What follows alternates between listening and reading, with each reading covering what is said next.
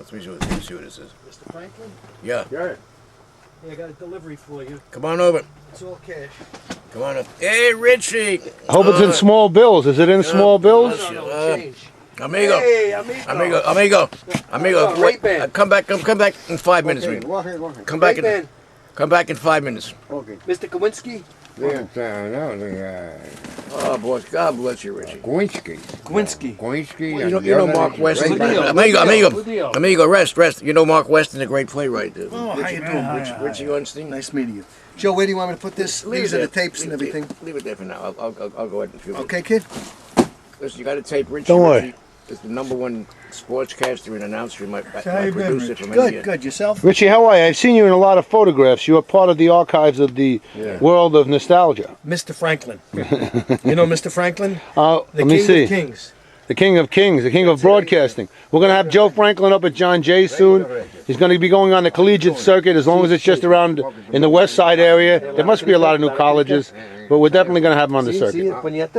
Joe, what do you think about the new season here that's happening in New York? I think things are really starting to boom. Who's the best playwright who's happening tonight, actually? Mark Weston is here. He wrote a big show called Harry and Eddie, which is packing them in. Business there is booming. And alongside Mark is Richie Ornstein, my producer, my anchorman, and the best speaker, best personality. And that was Mr. That was Hector, the garbage collector. Hector the famous. No, you mean Amigo? No. Amigo. And then we also have the original Brill Cream man, Mark Weston. Yeah. Little dab will do you. Little dab will do you. Yeah. I mean, I haven't done a little dab in a long time.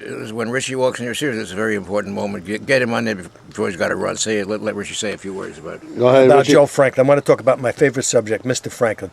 Greatest man in the history of the world. He's up there with Moses, and you just name it. That's it. And it's, How about Shalom Aleichem? Shalom Aleichem. I like that. Did you see that movie? That was a great movie. Yes, I did. It was very good. Yeah, and it's always a pleasure being with Joe. Joe is the man who started everything in the history of the world. He's bigger than anybody, and he's the greatest man ever. And if you don't believe me, ask him. I'll second that emotion. I gave the first exposure on TV to Moses, Jesus Christ, who said at the Last Supper, separate checks. And I go way down memory lane to days when the Dead Sea was only sick, way back. And let Mark Weston say a few words about his big new show, please. Mark. Yeah, hi. How you doing? Good to see you. You've been on this show before. Oh, yeah. When you told us about the old theaters and the old movie theaters in the Bronx, and Oh, sure. down to the smell of the air conditioning and Yeah. all the intricate details of being a young man in the Bronx enjoying the movies. Yeah. So what do you have going on now with? I have a new play called Harry and Eddie, The Birth of Israel, which has been touring the nation with Ed Asner for almost 5 years. And it's done wonders all over the country. Now it's settled in on an off-Broadway stage, and they're selling out. Basically, it's the life between Harry Truman and his friend who went into business with him in a haberdashery store, whereas the friendship led to the state of Israel being recognized as a nation. Just the friendship. It's doing wonders because audiences leave the theater, packed audiences, saying, "I never knew." They know now, and they're learning. How long ago did you write this particular piece? About 5 years ago. Right, you're a very prolific writer. You've done a lot before. What other productions have you done? What other things have you created? Oh, there's one called Beckworth about the Black Mountain Man. That's been toured for about 12 years, from 1995 on, and is in a lot of school systems. It's about this Black Mountain Man, a true story. He was greater than Daniel Boone. In the play, the actor asks the audience, if Daniel Boone were born black, you think you would have heard of him? And we know the answer to that. Absolutely. You know, Joe was talking to me about what's going on down at the Museum of the American Indian down in downtown, and it's a lot of the indigenous voices talking about the pollution in South America and Brazil, in the mountains in the Mato Grosso where they grow the soy. Yeah. So it's always the voices of the, how would you say, marginalized that we have to bring to light. Sure. Right. For me, I like to find people who are forgotten and bring them up. You know, and also, Frank I enjoy that. And there's nothing like bringing them to life in the theater. Yeah. Have someone to you're looking. Tell him got a huge You audience. can be right there. Shakes up a lot of people, though. You know, the ones that don't want these things to be known. Oh yes, we have to rewrite history because the people who wrote it haven't been so precise. Yeah, that's what they say. Yeah, I'll buy that. All right, Mark Weston, a little dab will do you. What was your real name, Mark? Before you Marvin began. Herskowitz. Marvin Herskowitz, and that's where he Marvin learned a lot about the Bronx Herskowitz. theaters. Say it again. Marvin Herskowitz. Okay, all right. Joe, can you say that? Marvin Herskowitz. His name used to be Ishmael Keduchas. And then he changed it. And what else about the shenanigans, Joe? Well, listen, this man's got more talent in his little finger than he has in his big finger. He's a great, great writer, and I've seen his workings from way back. He goes back to the days when Moses was my guest. When Moses had a headache, I told him to take 2 tablets.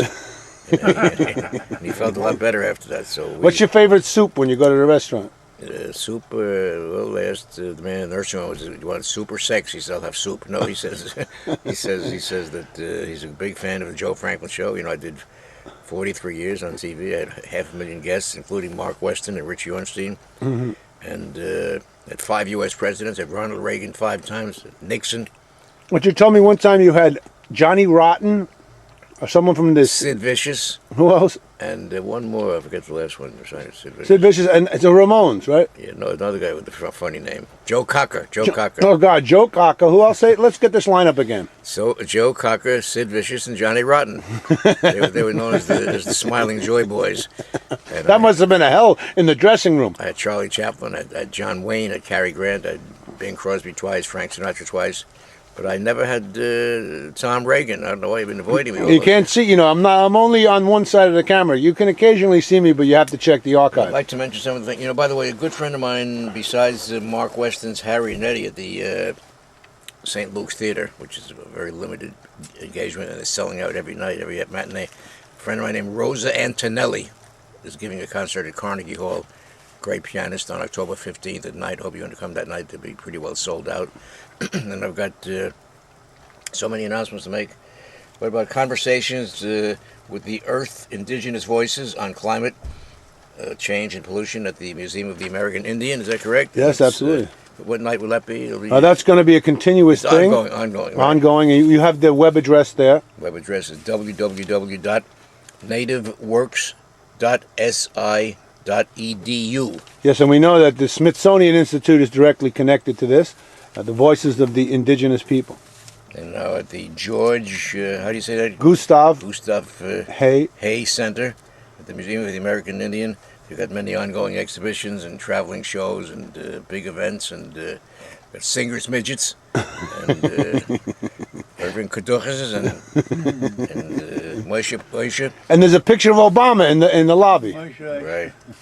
Now don't forget October 29th, which is momentarily from 12 to 5. That's the, what's that? How do you say it? Dia? How do you say that Day of the Dead? Dio de los Muertos. Dia de los Muertos. Dia Okay. de los Muertos. Hold on, say it again, Joe. That's Dia de los Muertos. Muertos. Day of the Dead, October 29th, also at the same Museum of the American Indian, which is a thriving thoroughfare.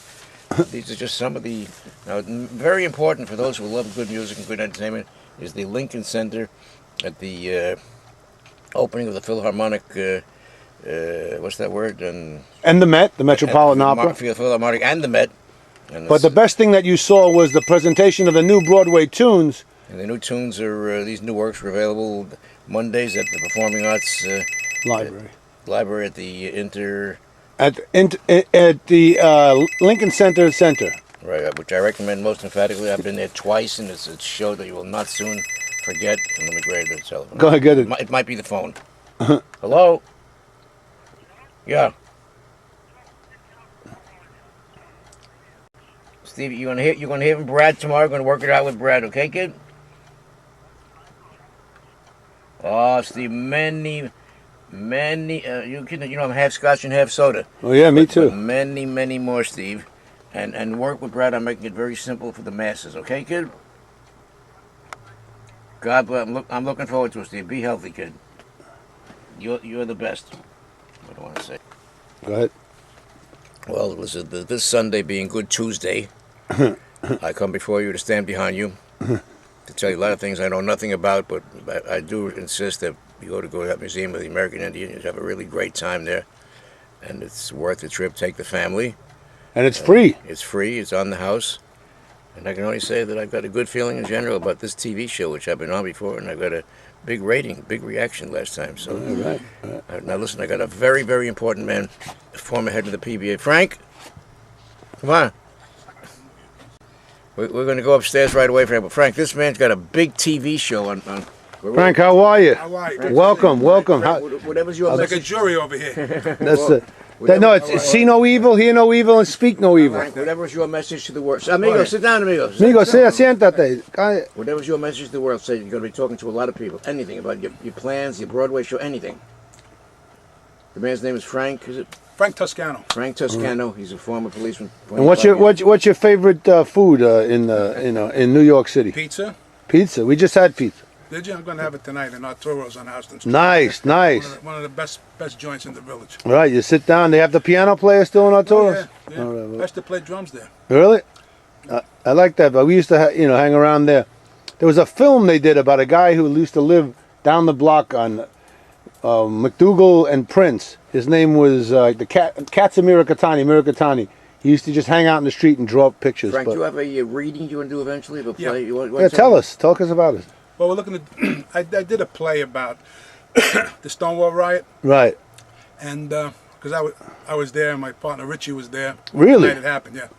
And a captain that I knew, a guy named a nice old guy. He since passed away, but he had to come out and said when he came out that he was gay. He was married for like 25 years to this woman in the village, 2 grown children, and it was a very dramatic and cathartic time for him. Right.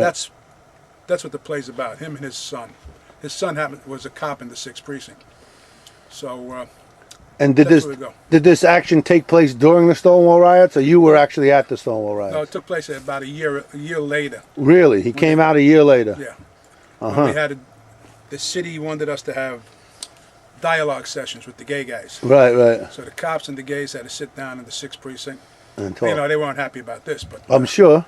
And heavy-duty confrontation. I told my guy, I was the delegate at the time, I said, just shut up. We're going to get coffee. Listen to what they have to say. You're off the street for like an hour. Then we go back on patrol. The first guy comes in. He said, listen, we just want you to know we want everybody to be civil here. And one of my guys says, well, stop screwing little kids. Oh, my God. So then it went from there, degenerated from there. Right. And we don't screw kids. That's heterosexuals like you. You calling me a child molester. Anyway, it escalated into a challenge.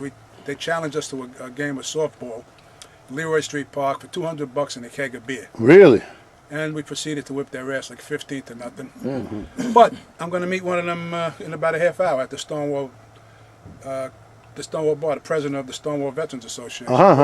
We're friends like for 30 years now. Tom, let me just say. Hold on 1 second, Joe. I just want to say that the man who just spoke to you is one of the most honored and respected and admired policemen, police detectives, and PBA executives in the entire history of the force. And I would like him to say hello to Mark Weston, who's got a big hit Broadway show called Eddie and Harry and Eddie. Maybe you two could be friends, right? So, Mark, we say That's what it's all about. I got friends all over the place. How are you? Listen, he's another man who likes to tell stories about unusual histories that people would not have heard. Mark, what he just spoke about, has that got great potential? Great story, yeah. Joe was at my retirement party, so you know. That was Incredible. I mean, I'm a kind of a historian myself, and I've never heard this story. Well, I'll tell you, I'm going to give you, it's been out. The night that it happened, the Stonewall, I think it was on the 27th or the 28th. We're on patrol. We get a call over on Christopher Street that guy they took his jacket. Sometimes a straight guy would wander into one of the gay joints. Once in a while would happen. And they would, when they found out he was straight, they teased him, whatever they did, chased him out. But this time they didn't give him back his jacket. So we went there, and there was the big geep standing at the door, neighborhood guy. And we thought, I forget what, Rocco, get the guy's jacket. Frank, I don't know what they're doing. So what are they doing? It's like they're dancing with each other. So we go in, we got the jacket. Now, was Rocco like a neighborhood guy, who was kind of a wise guy that they hired? Oh, he was an associate. Yeah, he worked for the club. Yeah. And We go back on patrol. We get a call, cop stabbed in the bathroom. 10:13. We shoot around. We go charging in. Into the bathroom, nothing. Outside, I see the bartender. I says, no, cut the bullshit calls out. We figured they were trying to get back at us. As I'm walking out, I see this chief and an inspector walking in. Figured they're responding. I said, Chief, it's unfounded. He says, stand by. They were raiding the place. See, now when they came up, they weren't going to be let in without a tussle, so they made us bust into the joint and open it up. That's my belief. Okay, you're not exactly, yeah. So while we're standing there, a guy comes in. They start leaving. When you used to raid the joints, you let them go. You give a summons to the bartender and a summons to the bouncer. And this one guy, little transvestite, looked like a Puerto Rican. So he says to the big Irish inspector, "You're a latent homosexual." The inspector whacks him. He goes tumbling around out the door, and I'm standing. I didn't see it. I'm not going to lock this guy up because this inspector whacked him. 10 minutes later, he's screaming at the top of his lungs. They're killing us. He's banging on the door. I look outside. There's about 200 people. Yeah. In 2 minutes, because all the gay joints are right there in Sheridan Square. Yeah. That's what started the riot. An Irish inspector. Yeah. And the gay revolution today can thank our Irish inspector for starting it. All right, we don't need to know his name. Something happened to me. I'm going upstairs with this man. Let me tell you, I'm going out to. He's going to rent a theater to go do a reading of his newest play. When the play opens, we're going to plug it on radio. It's going to be a smash. Do you know when it's going to be? Well, as soon as I get this reading done. Right. Okay, sounds good. But Be Yourself As Well As Art, the anti-chat show is behind you. We work with all people who need to be heard, marginalized communities and otherwise. So Be Yourself As Well As Art wants to hear about that Irish inspector. Frank, say hello to my friend Larry Costa, owns the Spa Lab. It's a spa. Larry, I have a copy of the video. I didn't bring it. Oh, Larry. He's a great. You got to invite Frank to your spa. He's a great detective hero. I'll tell you more about him right away. Well, this just brings back a memory. Years ago, remember Vinny Gardenia? Of course. Vinny asked me to write a movie for him. Right. And I wrote it. And every few pages I go over out in Bensonhurst, and I'd read it on the porch, where he lived there with his sister. And it was going so darn well until he passed on. Yeah. And it killed me, Died early. But I finally finished it. It was called Two of a Kind. Oh, I remember that was a big one. It hasn't been done. I wrote it for Vinny. But I read Vinny asked for it. Listen, let me go for 1 minute. Taking place in Go ahead, Joe. Bensonhurst, where there's a rapist going on, And Vinny, although is going to be retired, he's still the Goomba of the area. Yeah. Excuse me. I just want to check this place. Don't worry. That sounds like a great story, my man. But Vince died, and that killed me. Where was he living? In Bensonhurst, with his sister in the house and his own house, and we'd sit on the porch, and I'd read the latest thing that I wrote, and we'd discuss it, and then move on. We do some more. But when he passed on, I know, I get you. I finished it, but without Vinny. Hey, amigo, where's that drawing you made for me? Huh? Where's that drawing? You made a drawing for me. How are you? Hey, you. How are you? Larry, right? Yeah. We have a copy of you. We had it made, the 45th show, because I realized you were on with the Japanese artists we had here, and I made a copy, so we will have to get it to you ASAP. Yeah. But Larry, could you answer that phone? I'm going to get the phone. God bless you and keep you all the days of your life. Joe Franklin has always talented staff here. He was seen in the Armani show and a couple other shows during Fashion Week with handing out some of his cream. Calling. Is this you? This is me. This is Larry Costa. It's hanging my tears out to dry. But when the twilight steals, I know how the lady in the harbor feels.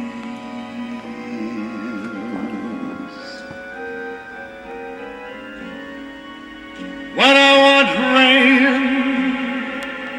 I get sunny weather. I'm just as blue as the sky. Since love is gone, can't pull myself together.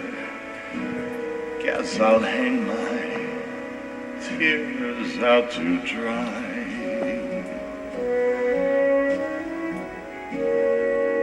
Friends ask me out, I tell them I'm busy. I must get a new alibi.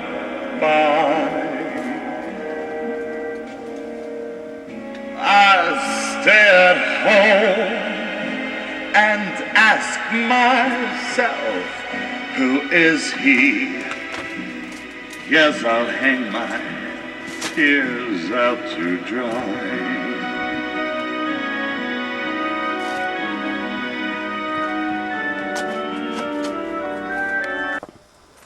Well, thanks to Joe Franklin. He brought me over. He introduced me to this fellow Roy Arias.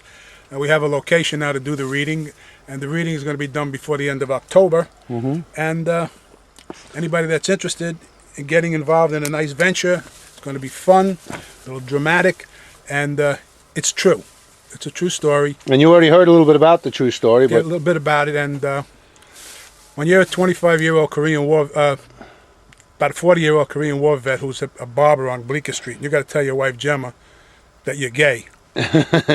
And that's how the first scene opens up. okay, and this is the story about who? What are you, nuts? That's No, our not the first name. But he was a captain It was based on a captain.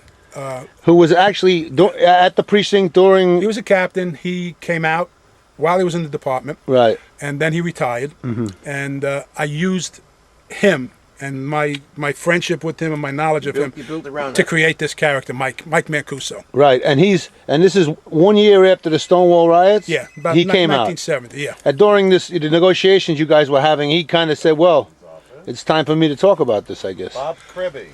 He didn't. Bobby, give us 1 hour. Call him 1 hour. He really. I didn't. Nobody knew that he was gay. Right, Until right. he decided to come out one night. He brought his friend to one of the big precinct dinner dances, Right. and that's how he came out. We have a friend of mine here, Larry, and I told him about the story about the actual instigation that started the Stonewall riot. I would like you to repeat it for Larry. No? I saw it. I heard it. I got it, yeah. Oh, go. want- We have it already. Triple park. He's Frank, triple parked. They're Frank, going it's been to a tow pleasure. away God his bless car. Joe. All right. we'll work together. All right. That's $150. Joe, and when I come to your office, I don't have to worry about a script ever. I never have to worry about a script. Just a couple of maybe cue cards, but not much. I know. Yeah. Let's go. Let me go. Hold on, amigo. What do you got now? Perfecto. Mira. Oh, oye. Thank you, amigo. Thank you, amigo. Joe, how long do you know Amigo? What do you know about his talent? I've known Hector for about 125 years. Really? It's a And long He's time. a gifted man. He can build a house. He can build a well. And he's got a heart of gold, yellow and hard. And he's very good to his family. He never goes home at night. And he's the kind of a guy. He's a kind man. He's the kind you can do without. No, but I tell you one thing. He's the best of the best. What's his name again? Oh, Hector. Right. He's a good man. Thank you very much, Joe. Thank you. And that's it. And then I built up the Paramount Orchestra. You were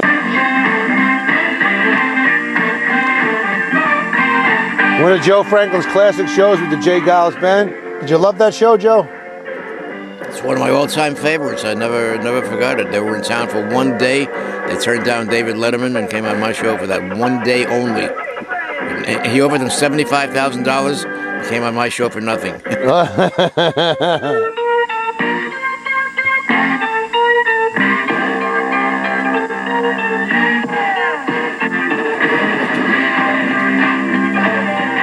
Huh?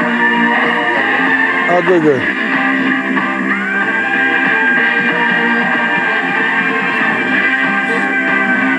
Who's Peter Wolf, eh?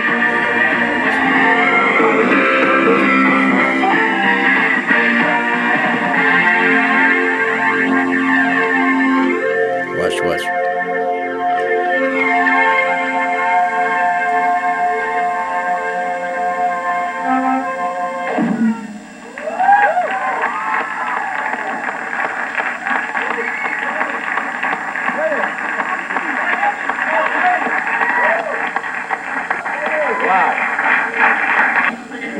Now, in the mood for a rousing finale, our guests are the J. Giles Band. I will never forget today's show and the exuberance and the happy. I think the word is non-artificiality. Are they real? Yeah, they're real, sure. Mm-hmm. Only one of a kind. One of a kind. Only six of a kind. Well, I mean, the beats a full house. Ladies and gentlemen, may we present the J. Giles Band. Yeah. Did you make the pyramid? Watch this here, watch this.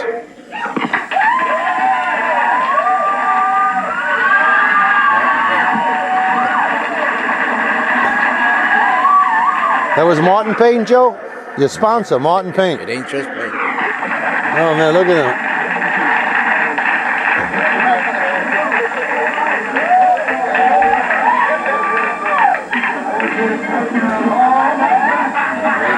That's Debussy Fields was here for a new Nuko, a palate tempting taste delight, and of course matches by Strice for the unleavened experience of a lifetime, my friends. Joe, I want to see you soon at your restaurant opening sometime. That's you, Joe, he's talking in the about. new millennium. That's great, huh? Yeah, yeah.